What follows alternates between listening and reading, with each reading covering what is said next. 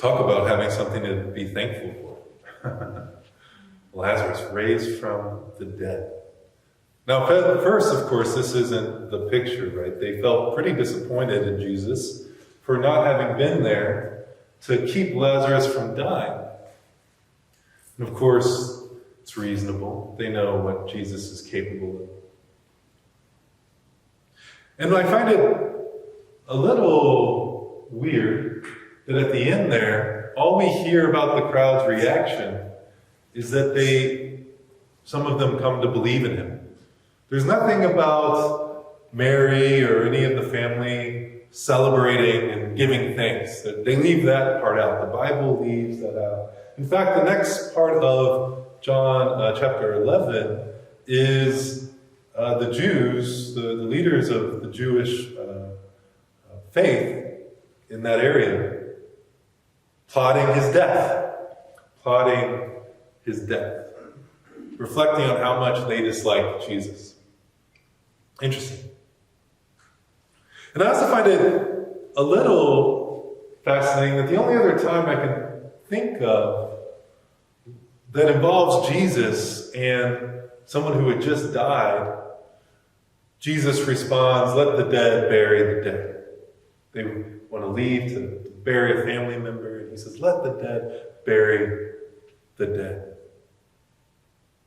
And I find that phrase a little shocking. Because as a Christian church, of course, what do our leaders do? They often preside funerals, memorials. And so I wanted to hold all of these things together today to think about what it is we should be thankful for. I think we should be thankful that we do celebrate our loved ones when they pass. Of course, Christ, in that moment when he said that, was making a point, I think. He had probably something better to do. But I imagine if I said that to any of you, I might be out on my tuchus. Let the dead bury the dead. I'm done with memorials. Although, I guess if I could raise the dead, be a little different, huh? So we have something to give thanks for in this story, and that is God's power over death, but also just God's power, God's life around us, with us today. However that tale, that parable is speaking to you, I think it's helping us to open. I think that's what Scripture often does when we allow ourselves to sit with it. Not just run with the company line, believe in Jesus and you're saved, etc., whatever the churches are saying nowadays. But to really look at Christ's words, the stories around Christ, especially for me, open up this faith, open up my thanksgiving for the Word, for Christ, for the wisdom that the Lord presents. We all have a tendency to want to control things, keep them the way they are, because how else can we move forward? But Christ, on the other hand, was always shirking customs. He's like, he's dead, whatever. I'm raising this guy. I'm raising him. Oh, I'm not going to the funeral, you shouldn't either, because let the dead bury the dead. On and on, he's surprising in his willingness to not really be liked in the moment. To not be liked. And yet, at the end of the day, everything he presents us is a gift for our own sense of freedom. Even our own challenges, that thing that's rubbing us the wrong way, is inviting us to new life, to some freedom. We're running up against our friction, our sense of control, our sense of limitation when we feel that way. It's true. In fact, you can see within yourself any sense of uncomfortableness for whatever reason, even bodily. You can sense it. You can gain a little freedom from it by being present to it, but also not taking it quite as seriously as you once did. Jesus was there and mourned with them. But he didn't take what we would often call the end as the end. He didn't take it that way. He didn't believe that was true. He instead told them to roll the stone away. And here, out comes Lazarus. Out comes Lazarus. Maybe we don't get the typical picture of Thanksgiving after this because it probably was a little complicated.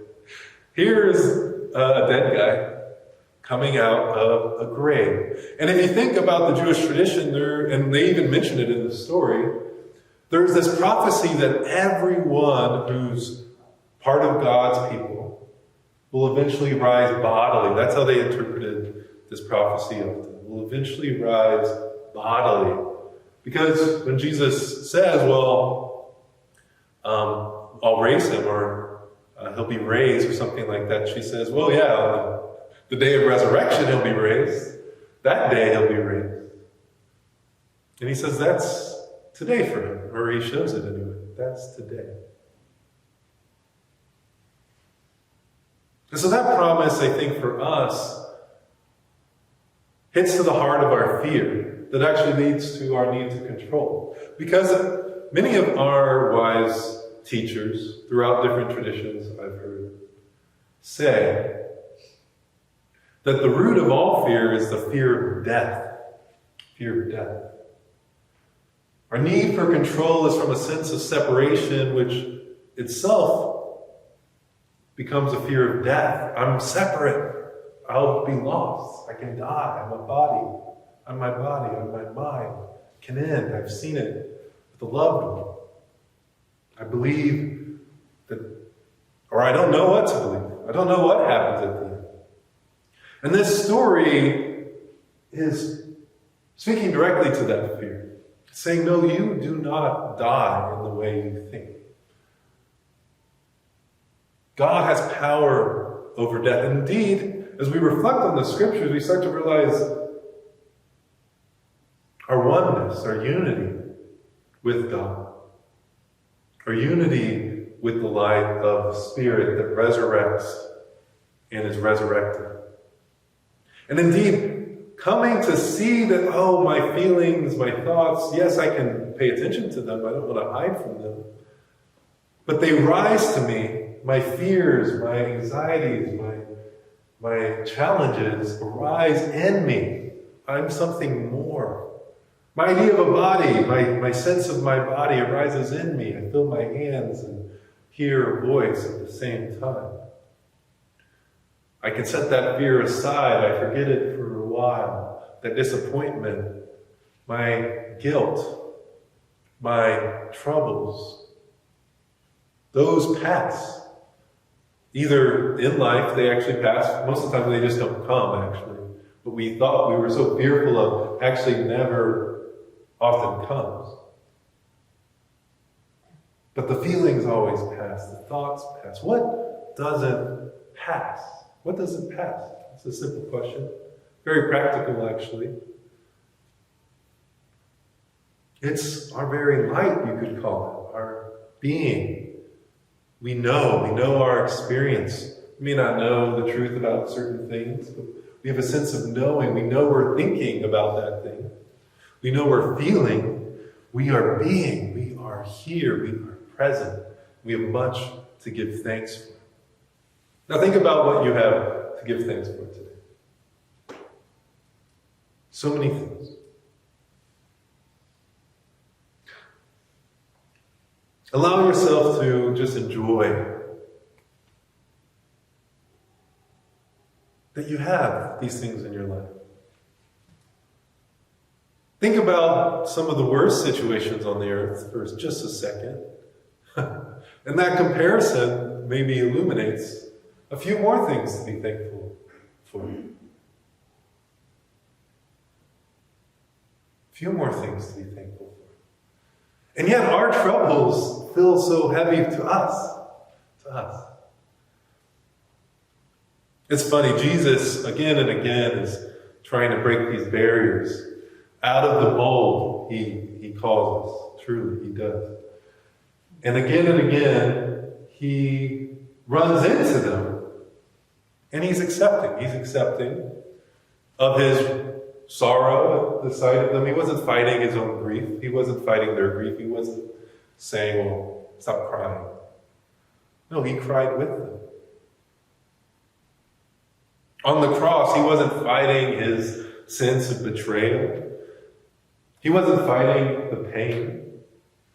He was accepting. In fact, he gave voice to his sins. A betrayal from God, from him, his true nature, from our true nature. He felt that sense of betrayal. And again, he pointed us back to the truth of the matter, and yet here he was, saying, my God, why have you forsaken me? Human, he was human. It's life.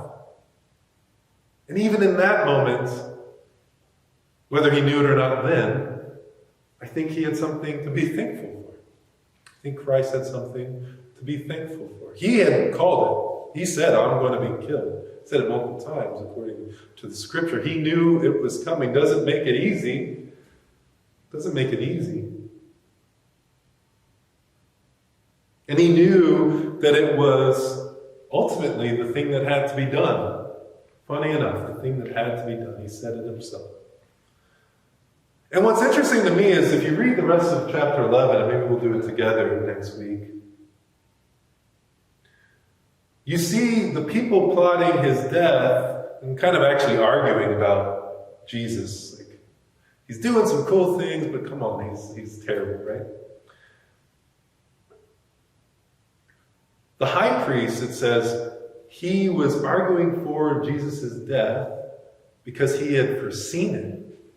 He saw that it was the way forward for the Jewish people. What a crazy thing to drop. So maybe I'll just drop it this week on you. We can talk about what it means next week. But this idea that sometimes things are inevitable, even the hard things, feels a little tough for us. We live in a world full of hard circumstances. I don't think most planets with life on it in this universe are quite as tough. I think we're of a select few strong enough to make it through these tough times. Even if we don't feel like we make it through, we're here.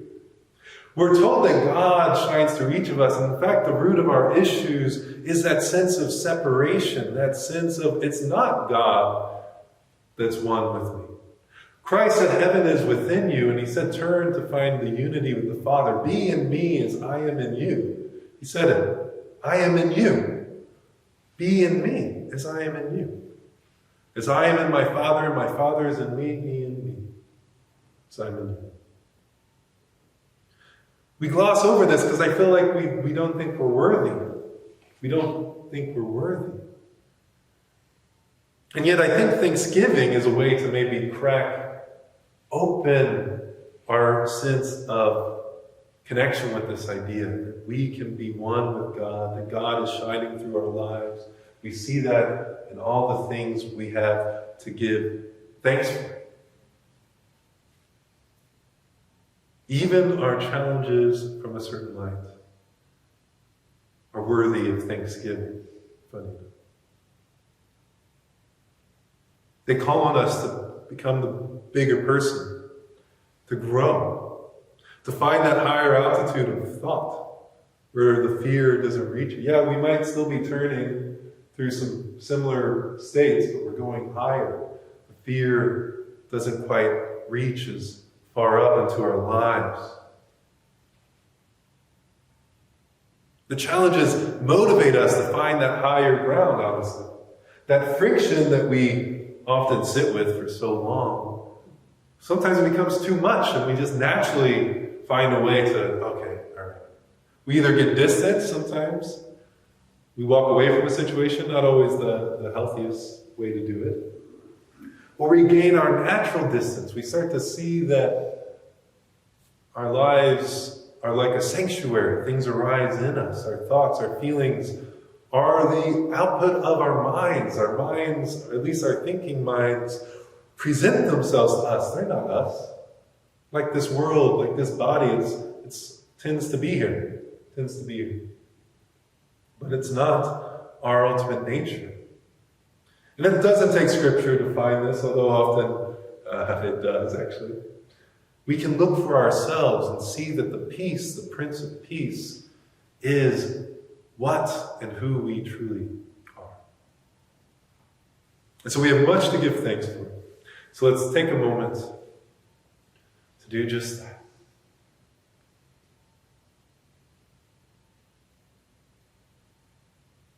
Opening to the Princess, the Prince of Peace.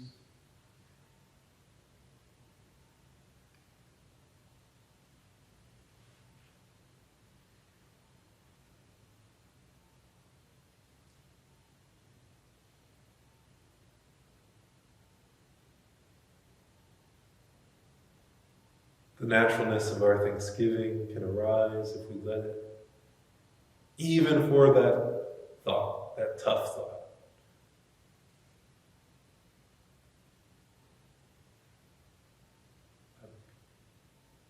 Grief even shows that you loved and that you love still.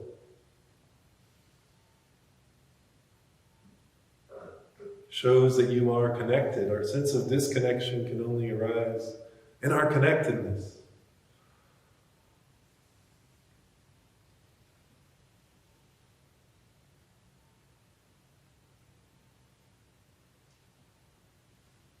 Our sense of not finding peace can only arise in our peace.